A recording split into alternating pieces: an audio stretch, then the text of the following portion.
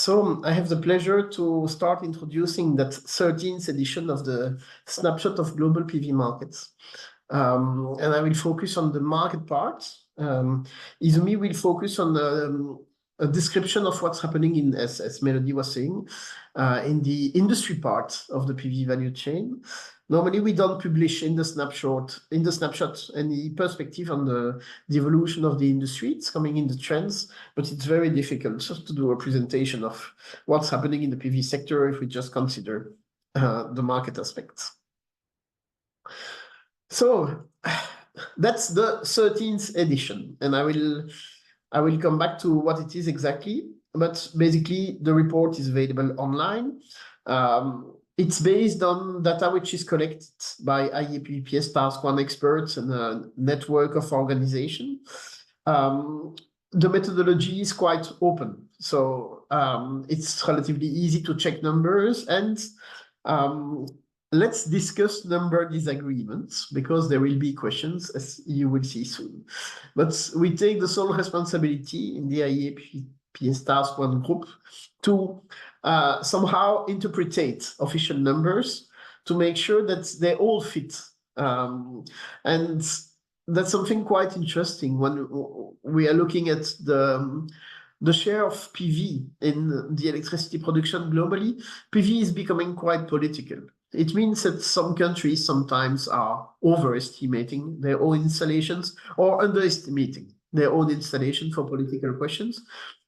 Without any critic on that, because it's part of the game, we try to reframe things so that at the end we present an evolution of the PV market which is coherent with the methodology which remains the same.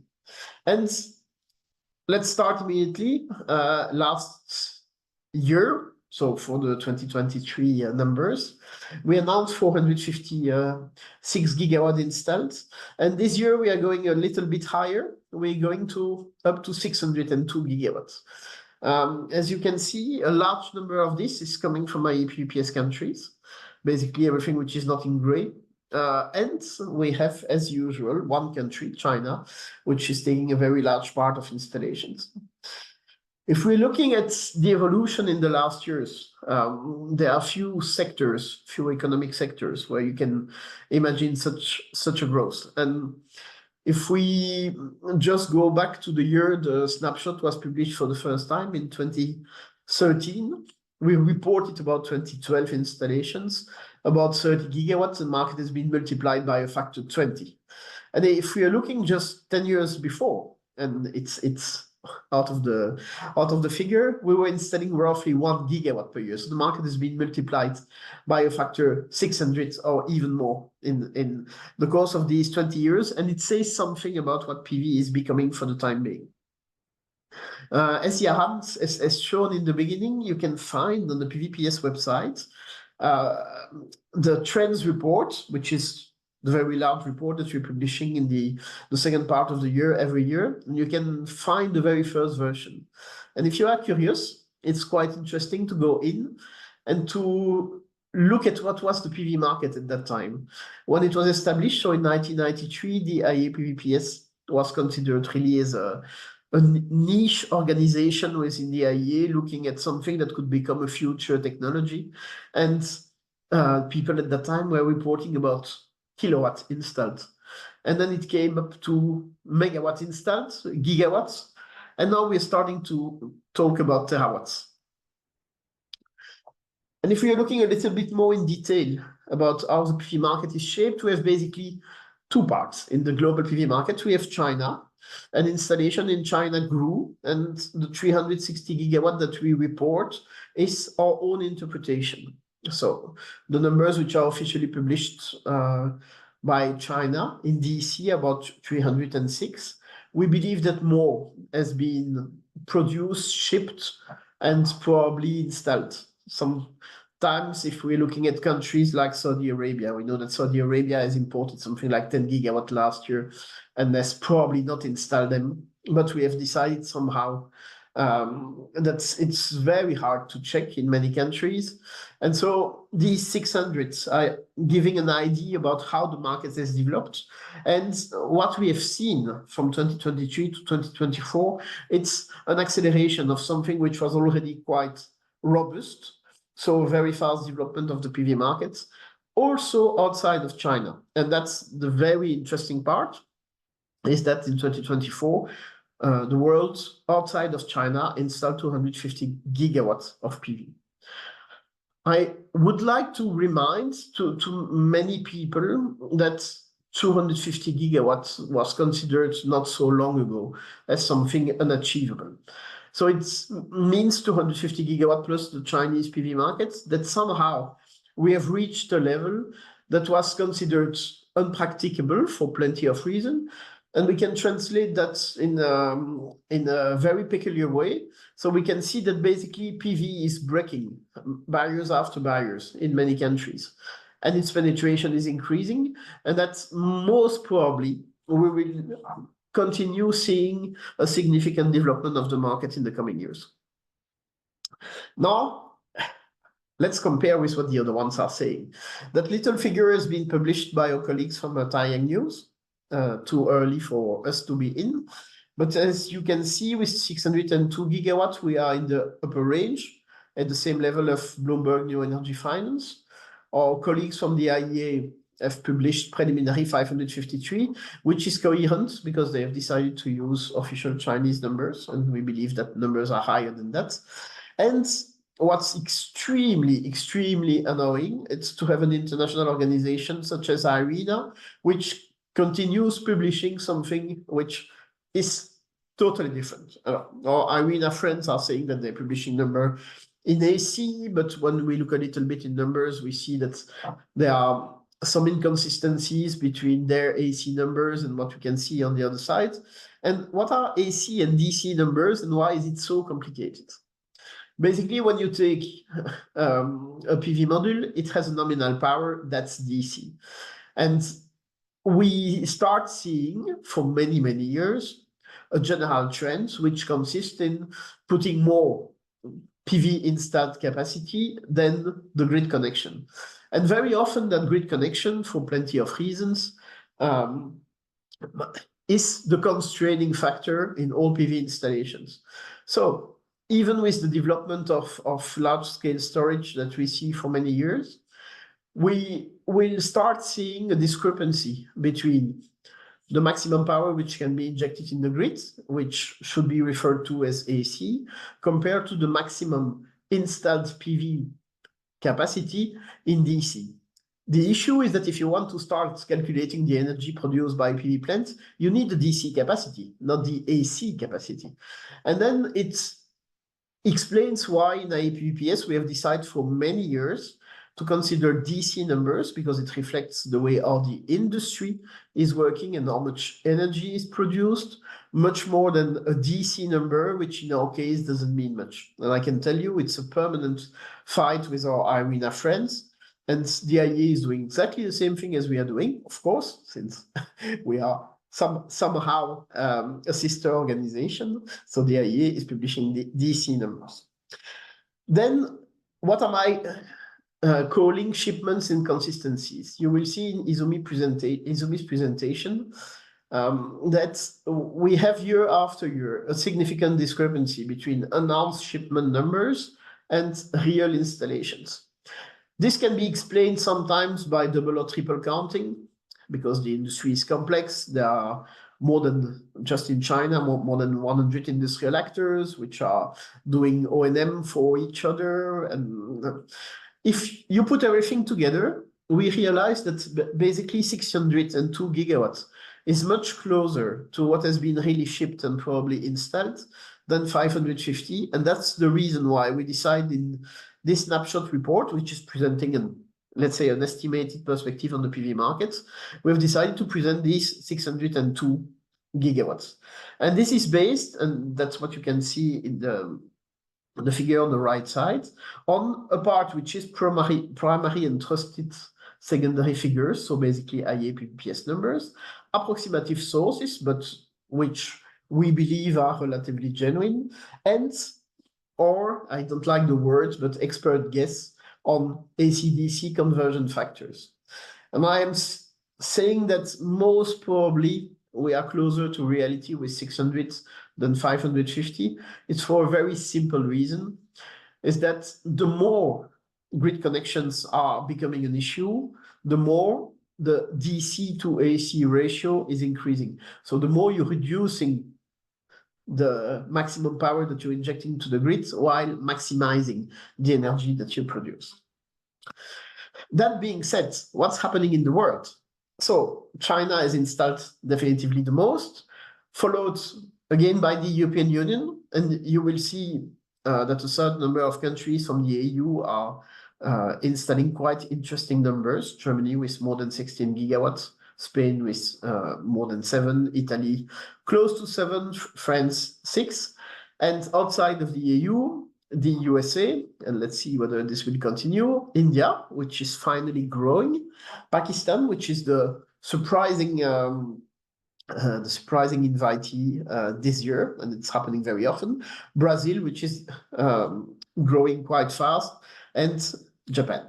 And if we look at installed capacity, China is now more than 1 terawatt of PV installed. And I was saying we started counting with kilowatts. Now we have at least one country with 1 terawatt installed. But even in the EU, 340 gigawatts, it's far from being anecdotal. The maximum demand in the EU is about 550 to 600 gigawatts a year.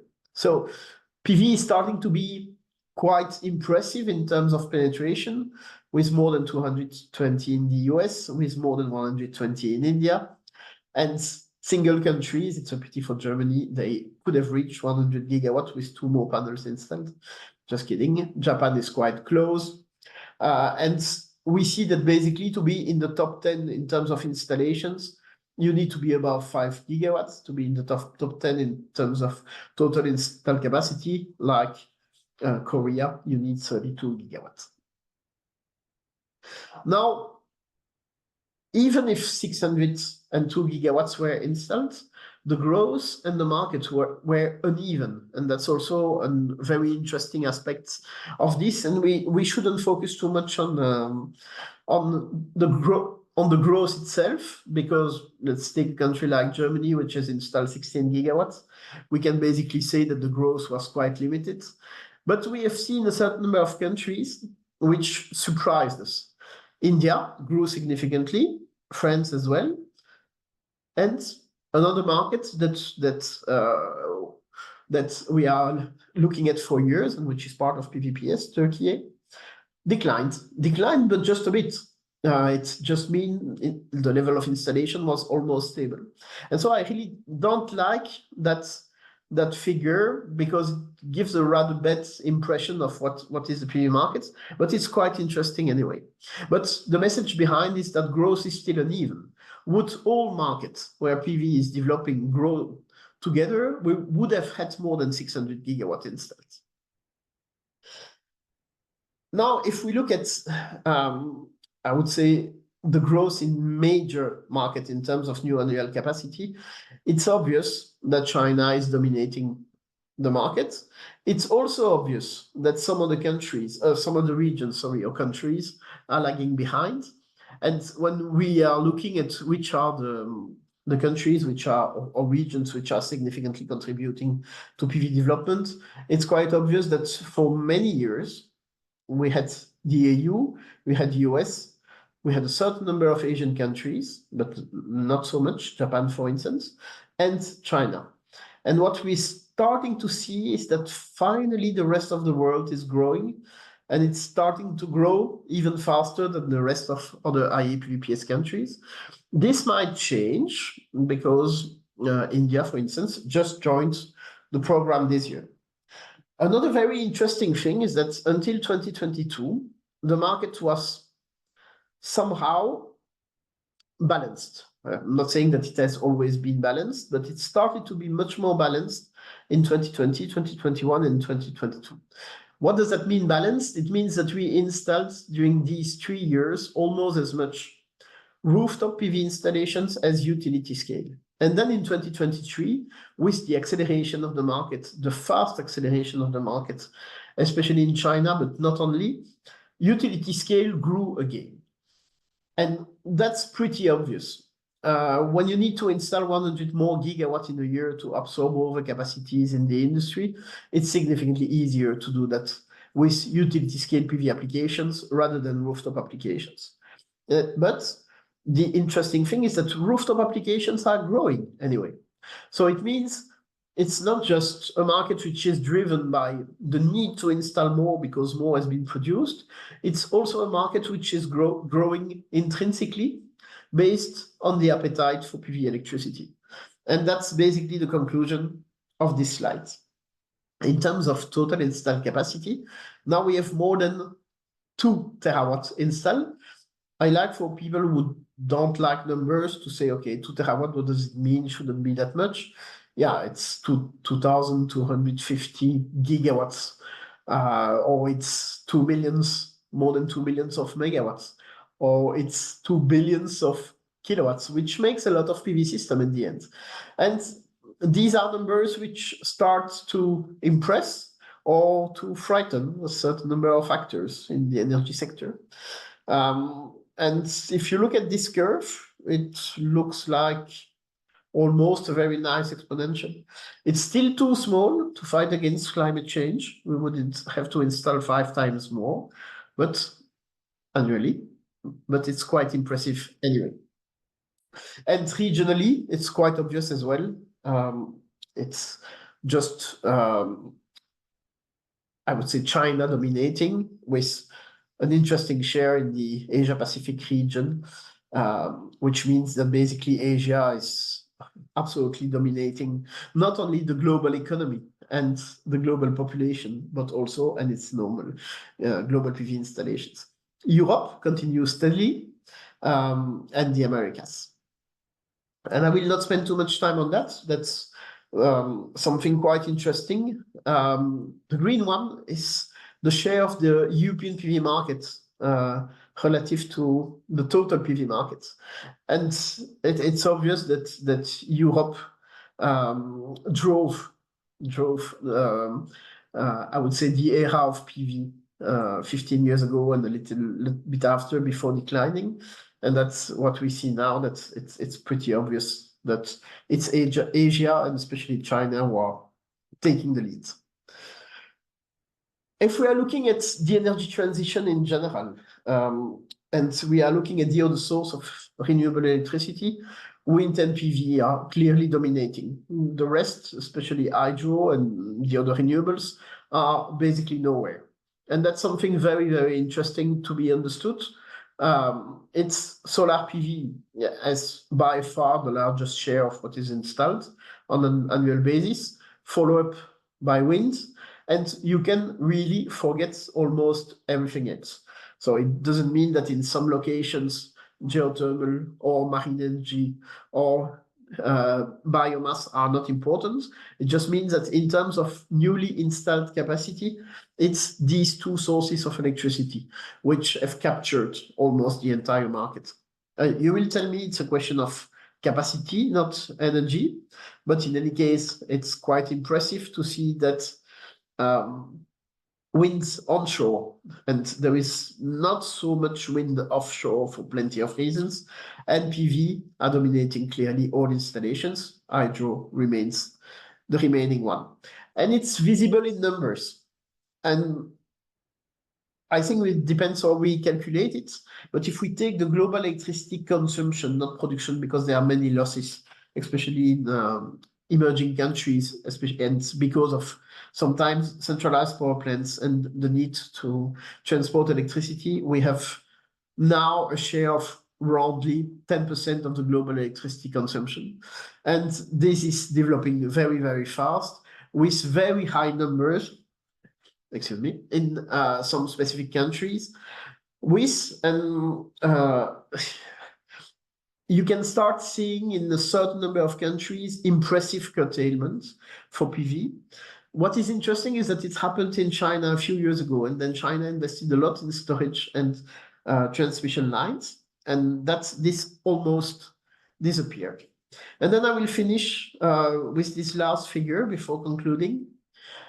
From some years, we have decided to compare two curves, the curves of PV development and the curves of electric mobility development, so basically electric vehicles.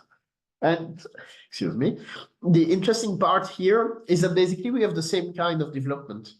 Sometimes e-mobility was growing faster and then it reduced a little bit. Now it's PV that has accelerated. But it says something about the energy transition in general. And we see in many countries a very important connection between them, which is quite logical. If you want to shift to electric mobility, you also want to shift to renewable electricity to pour it. And then let me just summarize and then conclude. So a significant growth of the market, over 600 gigawatts DC installed, and I remind you how we did that. China's growth was tremendous again to absorb its oversupply, but also because there is a real commitment from Chinese authorities to decarbonize the economy. And this is something which should be said more. It's, of course, China still relies a lot on coal, but China is by far the first country in terms of renewable energy deployment. And the rest of the world installed, and it's not that bad, 250 gigawatts, plus 30% compared to 2023. And we expect that to continue growing. That growth is uneven, as I was showing before, which means that there is potential for growth at a higher speed. We have PV above 20% of the electricity demand in more than 8 countries, and it's also something quite important, and 10% globally.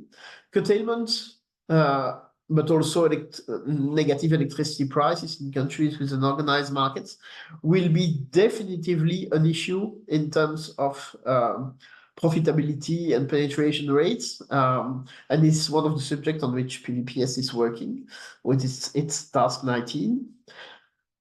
Don't be confused by AC/DC numbers. It's complicated. And yes, we have more than 2.2 terawatt of PV installed. And I'm finishing by this one. It's something a little bit special, but the PV market is driven not only by demand, but also by an industry push.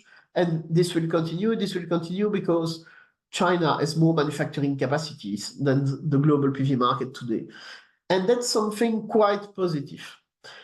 On the other side, we need local manufacturing. It's a subject which has been discussed in many places, and we need it for one simple reason, because PV is destroying jobs in the conventional energy industry. So we also need, even if there are not so many, we need industrial jobs. Curtailment will increase, I've mentioned it. I will let Izumi discuss about trade issues, especially for American friends. And I give you an appointment in a few years to discuss when we will achieve 1 terawatt of PV installations per year. And I really think, based on new business models, things we haven't discussed here, that we will reach it soon. And I would like to thank you for your attention.